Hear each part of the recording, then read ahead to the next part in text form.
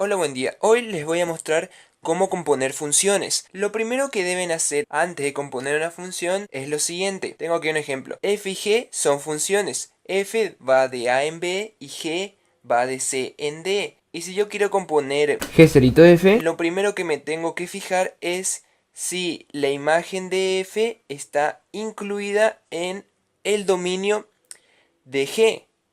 Es decir que si la imagen de F está incluida en el dominio de G, entonces G compuesto por F es una función que va a estar definida de A en D. Aquí tengo el siguiente ejemplo.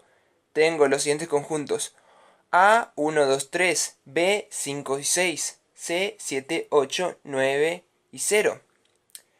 F está definida de A en B y G está definido de B en C. Puedo componer F con G, es decir que puedo hacer G compuesto con F. Debo fijarme cuál es la imagen de F. La imagen de F es 5 y 6. 5 y 6 está incluido en el dominio de G, que en este caso es B.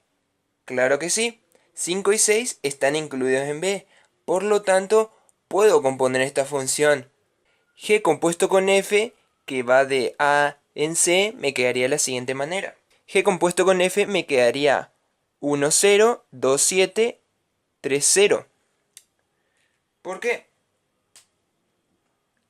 En F tengo aquí el 1, 5. Y me voy a G y aquí tengo el 5, 0. Por lo tanto, en la composición me queda el 1, 0. Luego aquí tengo el 2, 6 y en G tengo el 6, 7. El 2 se termina relacionando con el 7 y me queda el 2, 7 en la composición. Luego aquí tengo en F el 3, 5 y en G tengo el 5, 0. Por lo tanto, en mi composición me termina quedando el 3, 0. ¿Y qué ocurre si eh, ¿y qué ocurre si a la hora de componer la imagen de una de las funciones no está incluida en el dominio del otro? Esto ocurre con F compuesto con G. F compuesto con G es función. Muy bien, debo fijarme. En este caso partiría de G a F. Y debo fijarme cuál es la imagen de G. La imagen de G es 0 y 7. 0 y 7 está en el dominio de F. Fijémonos, el dominio de F en este caso es A. 0 está en A. No, no está allí. 7 está en A. No, no está allí. La imagen de F 07 no está incluida en A. Por lo tanto, F cerito G no es función. Por lo tanto, F cerito G no es función.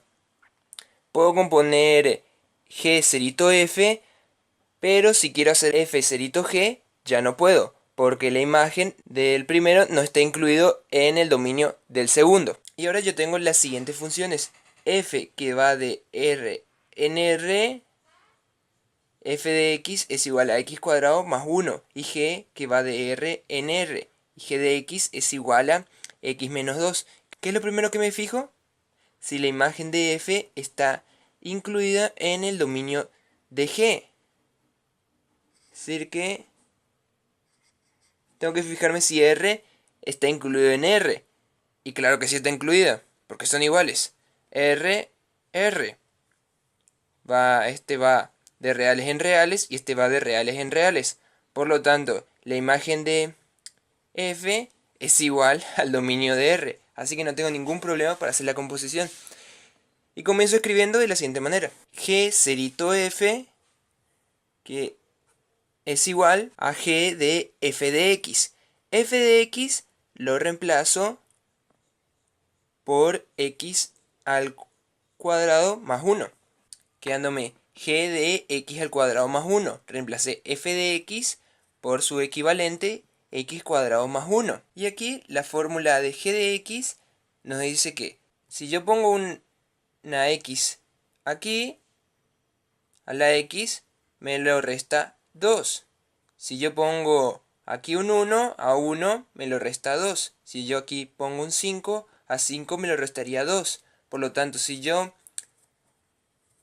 en g pongo x al cuadrado más 1, ¿qué ocurre? Me queda x cuadrado más 1 menos 2. Al x cuadrado más 1 que tenía aquí adentro, le resta 2. Opero esto y al final g cerito f me queda x cuadrado menos 1. G cerito f es igual a x cuadrado menos 1. Pasaremos a otro ejercicio para que lo vayan entendiendo.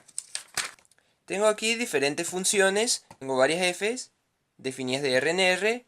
Tengo varias funciones g definidas de R en R. Me fijo, la imagen de f está incluida en el dominio de g. Claro que sí, son iguales. R y R. Están incluidas porque tanto la imagen como el dominio son iguales, así que no tengo ningún problema para componer. Escribo g cerito f es igual a g de f de x. Ahora f de x lo reemplazo por su equivalente, x al cubo. Y me queda g de x al cubo. Y ahora yo me debo fijar en g. Aquí en g pongo x y me devuelve x al cubo más 3. Si aquí pongo 1 me devuelve 1 al cubo más 3. Aquí yo pongo 5, 5 al cubo más 3. Entonces si yo pongo x al cubo, me devolverá x al cubo, eso elevado al cubo, más 3. Y de esta manera me queda la composición de la función. Paso al siguiente. F de x es igual a x más 5, g de x es igual a x al cubo. Hago la composición.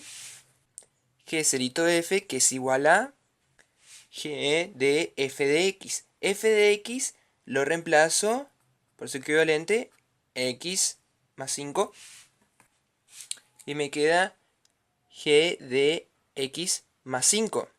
Y ahora yo me fijo en g.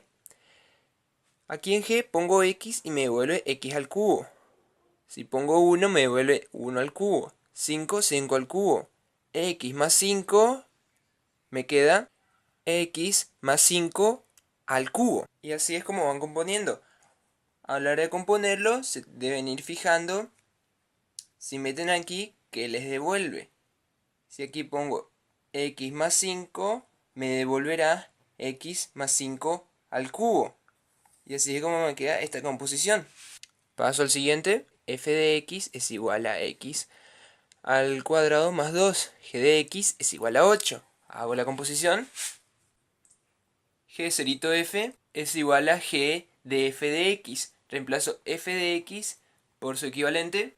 G de x al cuadrado más 2. F de x reemplazado por x al cuadrado más 2. Y ahora me fijo en g. G de x es igual a 8. Es decir que si aquí yo pongo x, me devuelve 8. Si aquí yo pongo 1, me devuelve 8. En esta función no importa el número, lo que sea que le meta, me devolverá siempre 8. 1, 8. 5, 8. Una vaca, 8. X al cuadrado más 2 me da 8. Y aquí pueden ver la composición, g cerito de f es igual a 8. Este es un caso muy particular con el cual hay que tener cuidado. Si hacemos la composición de f cerito g igual a f de g de x, que es igual a f de 8, reemplacé g de x por su equivalente 8, quedándome f de 8. Y ahora me fijo, si aquí en f pongo x, me da x al cuadrado más 2.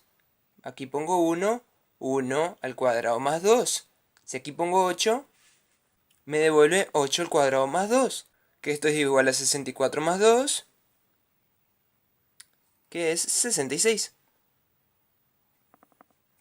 Por lo tanto, f cerito g, esta composición me queda igual a 66.